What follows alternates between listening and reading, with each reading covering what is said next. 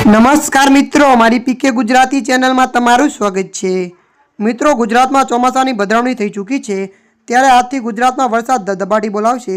સૌરાષ્ટ્ર દક્ષિણ ગુજરાતમાં ભારે વરસાદ પડશે તો અમદાવાદ સહિત ઉત્તર અને મધ્ય ગુજરાતને પણ ચોમાસું ધમરોળે તેવી આગાહી હવામાન વિભાગે કરી છે। ગત 26 તારીખથી મુંબઈમાં ચોમાસું નિસક્રિય થયું હતું। આવા સંજોગોમાં 19 દિવસ બાદ ચોમાસાને લઈને શુભ સંકેત મળ્યા છે। હવામાન વિભાગે ગુજરાતમાં વરસાદના આગમન સાથે ભારે વરસાદની આગાહી કરી છે। 15 થી 18 જૂન સુધી વરસાદી એક્ટિવિટી વધશે।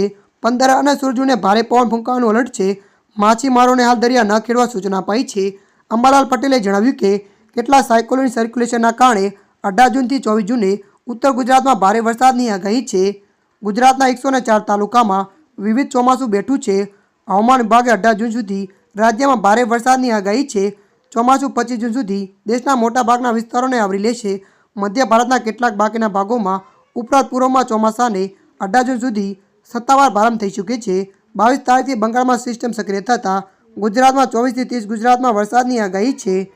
ત્યારે મિત્રો, હાલ માટે આટલું। મળીશું નવી અપડેટ સાથે। જો તમને અમારો વિડીયો પસંદ આવે, લાઇક, શેર અને સબસ્ક્રાઈબ કરી નાખજો।